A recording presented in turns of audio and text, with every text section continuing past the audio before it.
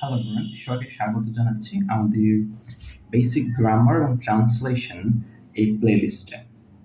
So আজকে হচ্ছে সেই প্লেলিস্ট অথবা বেসিক গ্রামার এবং ট্রান্সলেশন এই টোটাল যে আইটেমসগুলো আছে এগুলো প্রথম আজকের ক্লাস।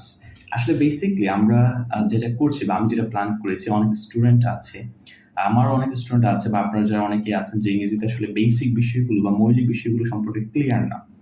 যেই কারণে বেসিকটা যদি ক্লিয়ার না হয়, whether you are trying to speak English, আপনি যদি ইংরেজিতে কথা বলতে চান অথবা ইংলিশ গ্রামারে মেনটেন করে লিখতে চান, সো এই যে বিষয়গুলো বা ট্রান্সলেট যদি আমরা করতে চাই বাংলা থেকে ইংরেজি অথবা ইংরেজি থেকে বাংলা, এই প্রত্যেকটা জায়গার জন্য কিন্তু আমাদের বেসিকলি যেটা গুরুত্বপূর্ণ সেটা হচ্ছে বেসিক গ্রামার সম্পর্কে ভালো ধারণা রাখা। সো এই গ্রামারের যে বিষয়গুলো আসলে আমরা অনেক সময় ক্লাস আলোচনা করতে পারি না ডিটেলস। সো সেই কারণে আমি বেসিক্যালি প্ল্যান করছি প্লেলিস্টটা আমি কমপ্লিট করবো ইনশাআল্লাহ। এবং প্রত্যেকটা ক্লাস থাকবে অনেক গুরুত্বপূর্ণ। কিছু বিষয় থাকতে পারে যে অনেকে আছে খুব অ্যাডভান্স লেভেলের, তো তাদের জন্য আসলে বেসিক গ্রামারটা অত বেশি প্রয়োজন নাই। সো আপনি যদি আপনার ইংরেজি লেভেল যদি অনেক বেশি ভালো হয়ে থাকে তাহলে আপনি ভিডিওগুলো স্কিপ করতে পারেন, কারণ হচ্ছে এগুলো আপনাকে হয়তো অনেক বেশি সাহায্য করবে না। আর যারা আমরা মোটামুটি একটু ইংরেজিতে উইক আছি, বেসিক সম্পর্কে ধারণা নাই, তাদের ক্ষেত্রে অনেক বেশি হেল্প করবে। So we are going to start the class today. So যেটা বলছিলাম যে যেহেতু আসলে আমি চেষ্টা করবো খুব বেসিক থেকে, বেসিক মানে একেবারে বেসিক থেকে আমি শুরু করার জন্য, সুতরাং আপনারা একটু চ্যানেলটাকে সাবস্ক্রাইব করে রাখবেন যাতে আমরা পরবর্তী ক্লাসগুলোতে, এটা প্রথম ক্লাস, পরবর্তী ক্লাসগুলো আপনি খুব ইজিলি পেয়ে যান। সো আর ক্লাসটা কেমন হয়েছে অবশ্যই আমাকে সবাই জানাবেন, অথবা আমার যে স্টুডেন্ট আছে তোমরা যারা দেখছো আমাকে জানাবা। সো শুরু করছি ক্লাসটা, মূল ক্লাসে আমি চলে যাচ্ছি। আর হ্যাঁ, আপনাদের সাথে আছে আমি ইয়াসিন আহমেদ। কারেন্টলি আমি কাজ করছি কুমিল্লা মহিলা কলেজে as a lecturer of English. In the same time I work as a language trainer, ভাষা প্রশিক্ষক হিসেবে কাজ করছি অনেকদিন ধরে। So that's about that. So শুরু করছি। প্রথমত আসলে বেসিক বলতে একেবারে বেসিক যেটা হচ্ছে অ্যালফাবেট এবং লেটার, যদিও লেটারটা আগার কথা ছিল, অ্যালফাবেটটা একটু পরে কথা ছিল। So that's not the problem. So alphabet এবং ল্যাটার গ্রামার একেবারে শুরু যদি আমি বলি তাহলে আমাদের ল্যাটার এবং অ্যালফাবেটটা প্রথমেই চিনতে হয়। সো কাকে ল্যাটার বলা হয়, কাকে অ্যালফাবেট বলা হয়, আমরা যদিও এটা নিয়ে খুবই কনফিউজড হয়ে যাই যে আসলে ল্যাটার বা অ্যালফাবেট মনে করি যে একই জিনিস। ওকে, গিভ মি আ সেকেন্ড, আমাকে একটু সময় দেন, আমি আসলে আমার ল্যাপটপের চার্জটা একটু অন করে নিই। Just wait a little bit so that our চার্জটা যদি yes, ল্যাপটপের চার্জটা ওকে, ফাইন, দ্যাটস গুড। সো যেটা বলছিলাম যে আসলে ল্যাটার এবং অ্যালফাবেট কিন্তু এক কথা না, একটু পার্থক্য আছে অবশ্যই। ল্যাটার বলতে আমরা কাকে বুঝি, আর অবশ্যই যারা ক্লাসগুলো দেখছেন অথবা তোমরা যারা দেখছো খাতায় অবশ্যই নোট করে রাখবে। আমি কিন্তু একেবারে এই ক্লাসগুলোকে একেবারে একটা অ্যাডভান্স লেভেল পর্যন্ত এবং ট্রান্সলেশন যাতে আমরা করতে পারি বাংলা থেকে ইংরেজি, ইংরেজি থেকে বাংলা, ওই লেভেল পর্যন্ত আমি নিয়ে যাবো। সেক্ষেত্রে ক্লাস ওয়ারি, যেমন এটা first class, second class, third class, কী কী জিনিসগুলো আপনারা শিখছেন বা কী জিনিসগুলো তোমরা শিখছো, এই জিনিসগুলোকে নোট ডাউন করে রাখবে। আর কোনো কোয়েশ্চেন থাকলে সেটা আমাকে কমেন্টে জানাবে, অথবা if you have the chance you can directly call me to know that one. So later কাকে বলা হয়? লেটার হচ্ছে বেসিক্যালি সিম্বল, অর্থাৎ ওই চিহ্ন that we use for writing a language. এটা ভাষা লেখার জন্য যে চিহ্নগুলো আমরা ব্যবহার করে থাকি বা যে সিম্বলগুলো ইউজ করে থাকি, যেমন আমি ইংরেজি লেখার জন্য ABC DEFG, এই যে 26টা বর্ণ আছে, 26টা বর্ণ আমি ব্যবহার করে থাকি, সুতরাং এগুলোকে বলা হচ্ছে ইংরেজির জন্য লেটার। আর বাংলার জন্য যদি আমি বলি, যেটা লেটারের বাংলা অর্থ কিন্তু বর্ণ, আবার বলছি লেটার বাংলা অর্থ হচ্ছে কিন্তু বর্ণ। আমরা অনেকে মনে করি যে অক্ষর, আর লেটার মানে কিন্তু অক্ষর না। সো মেক মানে সেন্স যে আসলে লেটার মানে কখনো অক্ষর না, লেটার মানে হচ্ছে বর্ণ। বর্ণ কি, সেটা প্রত্যেকটা ভাষা লেখার জন্য যে চিহ্নগুলো আমরা ব্যবহার করি, যেমন আমরা বাংলা লেখার জন্য সরে সরে ক খ ব্যবহার করি, শোনো এগুলো হচ্ছে বাংলা বর্ণ। আবার অ্যারাবিক আমরা যারা পড়ি বা আমরা যারা শিখছি, সেক্ষেত্রে আমরা যে আলিফ বা তা, এইগুলো বেসিক যে লেটারগুলো ইউজ করি, মানে যে চিহ্নগুলো ইউজ করি, এগুলো হচ্ছে লেটার। সো এক্সাম্পল যদি আমি বলতে চাই তাহলে এ একটা লেটার, বি একটা লেটার, সি একটা লেটার, ডি একটা লেটার, এইভাবে প্রত্যেকটা হচ্ছে এক একটা লেটার। অ্যালফাবেট কি? অ্যালফাবেট হচ্ছে total letters of a language. একটা ভাষার টোটাল যতগুলো লেটার আছে, ফর এক্সাম্পল আমি যদি ইংরেজির কথা চিন্তা করি, ফর ইংলিশ আমরা জানি এতে জ্যাক পর্যন্ত টোটাল 26টা লেটার আছে। এই 26 লেটারকে যদি একসাথে চিন্তা করি তাহলে তাকে বলা হয় অ্যালফাবেট, যার বাংলা অর্থ হচ্ছে বর্ণমালা। আবার বলছে লেটার মানে বর্ণ আর অ্যালফাবেট মানে বর্ণমালা, আর সবগুলোকে একত্রে যদি আমি করি। আর বাংলা বর্ণমালা তাহলে কোনটাকে বুঝবো, যে আমরা স্বরবর্ণ এবং ব্যঞ্জন বর্ণ সবগুলোকে যদি আমি একত্রে করি, তাহলে কিন্তু বেসিক্যালি এটাকে আমরা বলবো অ্যালফাবেট, বাংলা অ্যালফাবেট বা বাংলা বর্ণমালা। সো এক্সাম্পল যদি চিন্তা করি, এতে দ্যাট পর্যন্ত all letters is called English alphabet. তাহলে আপনি কিন্তু কখনো বলতে পারবেন না যে একটা অ্যালফাবেট, বি একটা অ্যালফাবেট, সি একটা অ্যালফাবেট, এগুলো আলাদা করে এগুলো বর্ণ অথবা লেটার, বা যদি আমি সবগুলোকে একত্রে চিহ্নিত করতে চাই সেক্ষেত্রে আমরা বলি হচ্ছে অ্যালফাবেট। সেই কারণেই কিন্তু আমরা প্রশ্ন করি বাংলা মানে অ্যালফাবেট কয়টা, ইংরেজিতে অ্যালফাবেট কয়টা, অথবা অ্যারাবিকে অ্যালফাবেট কয়টা, কখনোই মানে টোটালটা যেহেতু আমরা জিজ্ঞাসা করি। আশা করছি বিষয়টা ক্লিয়ার হয়েছে। সো সিঙ্গেল আলাদা করে আমরা বলবো লেটার, আর একত্রে যদি বোঝাতে চাই দেন দ্যাটস অ্যালফাবেট। আশা করছি ক্লিয়ার হয়েছে। সো অনেকগুলো বিষয় হবে যে আমরা অনেক আগে থেকে জানি, তারপর আমরা যদি আরেকবার ভিডিওটা খুব ক্লিয়ারলি দেখার চেষ্টা করি তাহলে কিন্তু ধারণাটা আরো বেশি ক্লিয়ার হয়ে যাবে। So moving on. এরপরে বেসিক বলতে আমরা বুঝেছি ওয়ার্ড, মানে যেটাকে বলে শব্দ। অর্ডার বলে শব্দ। So when some letters come together and make meaning, যখন কয়েকটা বর্ণ একসাথে হয় ইটস কল্ড ওয়ার্ড। এবং মিনিং হয়, একটা অর্থ একসাথে হইলেই হবে না, একসাথে হইলেই হবে না। যেমন এই অ্যান্ট, তিনটা লেটার এখানে কিন্তু একটা ওয়ার্ড পেয়েছে, কারণ অ্যান্ট মানে হচ্ছে পিঁপড়া, একটা অর্থ পেয়েছে। CROW ক্রল, কা, চারটা লেটার মিলে একটা ওয়ার্ড পেয়েছে। তার মানে কয়েকটা লেটার যদি একসাথে বসে একটা অর্থ তৈরি করে তাকে আমরা কি বলবো, বেসিক্যালি ওয়ার্ড। যেমন হেল্প, HELP, চারটা লেটার, গার্ল, তাহলে এখানে কয়টা লেটার, দুইটা লেটার। কিন্তু যদি এমনটা হয়তো ও আগে চলে আসছে, জি পরে চলে গেছে, ও জি, এটা কিন্তু কোনো ওয়ার্ড হইতো না, কারণ ও জিতে কোনো অর্থ হয় না। দ্যাটস ওয়াই যখন কয়েকটা লেটার একসাথে বসবে এবং সেটার একটা নির্দিষ্ট অর্থ থাকবে বা অর্থ হবে, তখনই তাকে আমরা ওয়ার্ড বলবো। আশা করি বিষয়টা ক্লিয়ার, মানে শব্দ বলবো। বাংলা ক্ষেত্রে কিন্তু সেম।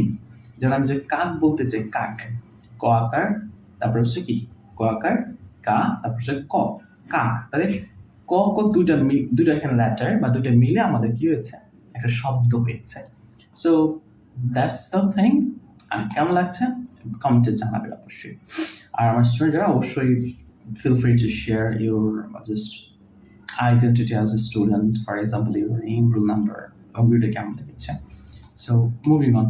সাবজেক্ট ভার্ব এবং মানে যে অবজেক্ট যেটা থাকে প্রত্যেকটা সেন্টেন্সের খুব কমন একটা স্ট্রাকচার। আমরা যদি সাবজেক্ট ভার্ব এবং অবজেক্ট না চিনি, বেসিক বলতে যেটা জানি বা বেসিক গ্রামার যেমন শেখার চেষ্টা করছে, সেক্ষেত্রে সাবজেক্ট চেনা, কোনটা ভার্ব সেটা চেনা, অবজেক্ট কোনটা চেনা, এগুলো কিন্তু খুবই গুরুত্বপূর্ণ। প্রশ্ন থাকতেই পারে, সাবজেক্ট আমি চিনি, যে কাজ করে তাকে সাবজেক্ট বলবো, যে কাজটা করা হয় যার দ্বারা কোনো কাজ করে বুঝে তাকে ভার্ব বলে।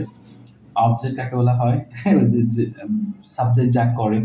তো এই যে বিষয়গুলো কমন, যে আমাদের স্ট্রাকচারগুলো আছে, কমন যে ডেফিনেশনগুলো আছে, এগুলো কিন্তু আসলে অনেক সময় কি আমরা একটু মানে ভেজালে পড়ে যাই। সেক্ষেত্রে আমাদের এই জায়গাটা খুবই গুরুত্বপূর্ণ, যে সাবজেক্ট ভার্ব এবং অবজেক্ট চেনা। সো বেসিক হিসাবে এগুলো অনেক বেশি গুরুত্বপূর্ণ। আমরা একটু যাই সাবজেক্টের জায়গায় প্রথমে। সো এটা খুব বেসিক একটা ক্লাস, আমি আবার বলছি, তবে তারপরেও অনেক কিছু জানার থাকবে। যেমন আমি যদি জাস্ট উদাহরণ দিই, সাবজেক্ট, যে সাবজেক্ট কাকে বলা হয়, তাহলে খুব কমন স্ট্রাকচার বা কমন একটা উত্তর হবে কি, যে কাজ করে তাকে সাবজেক্ট বলে। বাট এটার বাইরে কিন্তু কিছু বিষয় থাকে, যেমন সংজ্ঞাটা হচ্ছে অ্যাকচুয়ালি যে the person or thing that does something or about which something is said is called subject. The person or thing that does something, অর্থাৎ যে কাজ করে বা যা কোনো কাজ করে তাকে সাবজেক্ট বলা হয়, অর অথবা about which something is shed, যেটার সম্পর্কে কোনো কিছু বলা হয় তাকে বেসিক্যালি সাবজেক্ট বলা হয়। যেমন আমি যদি উদাহরণে যাই, তাহা গোস টু স্কুল, তাহা স্কুলে যায়, এন্ড তাহা কাজটা করছে, দ্যাটস ফাইন, তাহা subject. We are living Dhaka, আমরা ঢাকা বাস করছি, সো এখানে আমরা বাস করছি, আমরা কাজটা করছি, so that is subject, we. Our parents are very careful, আমাদের বাবা মা কিন্তু খুবই যত্নশীল। বাট এখানে দেখেন তো, বাবা মা কিন্তু কোনো কাজ করছে না, বুঝাচ্ছে না, তারা যত্নশীল বা আমাদের অনেক যত্ন করে, কিন্তু যত্ন করে এটা কিন্তু বলে নাই আমাদের। তার মানে এখানে বেসিক্যালি বাবা মা ওইভাবে কোনো কাজ করছে না, বাট বাবা মা সম্পর্কে বলা হচ্ছে। Honesty is the best policy, honesty, সততা ভালো গুণ। সততা কিন্তু কোনো কাজ করে না, আমরা যদি ওই সংজ্ঞা নিয়ে পড়ে থাকি যে যে কাজ করে তাকে সাবজেক্ট করে থাকে, কিন্তু সততা কোনো কাজ করে না বা সততা সম্পর্কে বলা হচ্ছে, সেখানে সততা হচ্ছে সাবজেক্ট। বাংলাটা উদাহরণ দিই, যেমন আমি যদি বলি যে ইংরেজি আমার প্রিয় বিষয়, তাহলে ইংরেজি কিন্তু এখানে সাবজেক্ট, বা সে কিন্তু কোনো কাজ করে না, সেই কারণে কিন্তু বলা হচ্ছে যে ইংরেজি সম্পর্কে বলা হওয়ার কারণে বা বাংলা সম্পর্কে আমি বলছি বলে এখানে হচ্ছে এটা সাবজেক্ট। আমি আরো ক্লিয়ার হই, যেমন আহ, বাংলাদেশ আমাদের মাতৃভূমি। সো বাংলাদেশ আমার মাদারল্যান্ড। বাংলাদেশ কিন্তু কোনো কাজ করে না, বাট বাংলাদেশ সম্পর্কে বলা হচ্ছে, দ্যাটস ওয়াই বাংলাদেশ হচ্ছে এখানে বেসিক্যালি আমাদের সাবজেক্ট। আশা করি সেটা ক্লিয়ার হয়েছে। সো ভার্ব কাকে বলা হয়?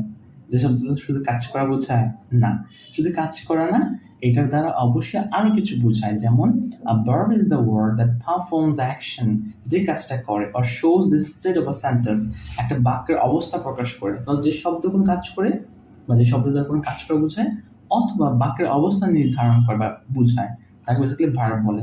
সো উই প্লে ক্রিকেট, আমরা খেলি। তো খেলার কাজটা প্লে, এই কথাটা দ্বারা বোঝানো হচ্ছে। দ্যাটস ওয়াই প্লে আমাদের সাবজেক্ট মানে verb. They went to school, তারা স্কুলে গিয়েছিল, এখানে যাওয়াটা কাজ, তাহলে ওয়েন্ট আমাদের verb. The book is on the table, টেবিলের উপর বইটা আছে। সো এখানে ইজ কিন্তু ভার্ব। প্রশ্ন থাকতে ইজ দ্বারা কোনো কাজ করে বোঝায় না, বাট এটার দ্বারা অবস্থাটা প্রকাশ করছে, বইয়ের অবস্থাটা কোথায়, টেবিলের উপরে। সো দ্যাটস ওয়াই ইজ হচ্ছে এখানে আমাদের একটা ভার্ব। মানে অনেকে বলে স্যার ইজ তো ভার্ব না, is auxiliary verb. So is যদি ভার্ব না হয় তাহলে অক্সিলারি হবে কিভাবে? সো এটা কোন সেন্স কিন্তু কাজ করে না এভাবে। হ্যাঁ, সো ইজ কিন্তু এখানে আমাদের আপাতত মেইন ভার্ব হিসেবে কাজ করছে, কারণ আমরা জানি অক্সিলারি না থাকলে সেটা আমাদের মানে বেসিক্যালি মানে মেইন ভার্ব যদি না থাকে অক্সিলারি আমরা মেইন ভার্ব হিসেবে কাউন্ট করি আসলে। সো ইজ কিন্তু ভার্ব, ঠিক আছে? অথবা আমি যখন বলি আই হ্যাভ আ পেন, আমার একটা কলম আছে, সো হ্যাভ কিন্তু ভার্ব, রিমেম্বার হ্যাভ কিন্তু ভার্ব। এটা দ্বারা কোনো কাজ করা বোঝাচ্ছে না, বাট এটার দ্বারা থাকা বোঝাচ্ছে, আমার একটা কলম আছে। So it's also shows the state of sentence, sentence অবস্থা প্রকাশ করছে। আশা করছি বিষয়টা ক্লিয়ার হয়েছে। আর অবজেক্ট, আমরা আজকে লাস্ট অবজেক্ট পড়বো, তারপর আজকে আমাদের কাছে শেষ করছি। So object is a noun or pronoun. তারপর প্রথমে বলা হচ্ছে অবজেক্ট হচ্ছে নাউন অথবা প্রনাউন হবে that receives the action of a verb in a sentence, যেটা একটা বাক্যের মধ্যে অ্যাকশনটা রিসিভ করে, ভার্বের যে অ্যাকশনটা রিসিভ করে। তারপর আমি যদি বলি আমি ফুটবল খেলি, তো খেলার কাজটা কি দিয়ে হচ্ছে? ফুটবল দিয়ে হচ্ছে। ফুটবল অ্যাকশনটা রিসিভ করছে, খেলার অ্যাকশনটা রিসিভ করছে ফুটবল। দ্যাটস ওয়াই ফুটবল হচ্ছে এখানে মানে অবজেক্ট। উই প্লে ক্রিকেট, আমরা খেলি, কি খেলি? ক্রিকেট খেলি। তাহলে খেলার অ্যাকশনটা রিসিভ করছে ক্রিকেট ওয়ার্ডটা, দ্যাটস ওয়াই ক্রিকেট হচ্ছে object. I never heart people, আমি কখন মানুষকে মানে হার্ট করি না, সো পিপল হচ্ছে an object. I eat rice, I help him, আমি তাকে সাহায্য করি, আমি ভাত খাই। তো খাওয়ার অ্যাকশন করছে রাইস, সাহায্য করছে কাকে? তাকে। আর সহজ করে যদি বলি, আমরা যেটা জানি সাধারণত ভার্বকে কি বা কাকে দ্বারা যদি প্রশ্ন করা হয়, কি খেলি, আর হচ্ছে কাকে দ্বারা প্রশ্ন করা হয়, কাকে আঘাত করি, মানুষকে, কি খাই, ভাত খাই, কাকে সাহায্য করি, তাকে সাহায্য করছি। কি বা কাকে দ্বারা প্রশ্ন করলেও ভার্বকে আমরা উত্তর যদি আসে বা যেটা আসবে সেটাকে সাধারণত অবজেক্ট বলে থাকি। সো আজকে আমরা এই পর্যন্ত থাকছি। যারা এতক্ষণ পর্যন্ত ক্লাসটা আমার সাথে ছিলেন সবাইকে অনেক বেশি ধন্যবাদ। আশা করছি আপনাদেরকে এই বেসিক থেকে আমি অ্যাডভান্স পর্যন্ত নিয়ে যেতে পারবো, এবং অ্যাডভান্স বলতে আমি অতটুকু বুঝাচ্ছি যে ক্ষেত্রে আপনি বাংলা থেকে ইংরেজি ট্রান্সলেশন করতে পারবেন অথবা ইংরেজি থেকে বাংলা ট্রান্সলেশন করতে পারবেন। ওই অ্যাবিলিটিটা আমি মানে আপনাদেরকে অর্জন করানোর জন্য চেষ্টা করছি। আর এটা ফার্স্ট ক্লাস হওয়ার কারণে আমাকে একটু জানাবেন ক্লাসটা কেমন লেগেছে, অথবা কোনো চেঞ্জেস আনলে সেখানে ভালো হতো কিনা। আর হচ্ছে কমেন্টে জানাবেন কে কোথা থেকে দেখছেন। আর চ্যানেলটা সাবস্ক্রাইব যদি এখনো না করে থাকেন, সো সাবস্ক্রাইব করবেন, সাপোর্ট করেন আমাকে। মানে এটা সাপোর্ট একটা অংশ, আপনি যখন আমাকে সাবস্ক্রাইব করছেন, so it's one kind of support, যেটা আমি ভিডিওগুলো আরো মানুষের কাছে পৌঁছে দিতে পারি। আর লাইক বাটন প্রেস করে দিবেন যদি ভালো লাগে। So that's all for today. আজকে আমি এই পর্যন্ত থাকছি, দেখা হবে পরবর্তী আমাদের ভিডিওতে। So till then, Allah Hafiz, and yes, wish you all a very good luck.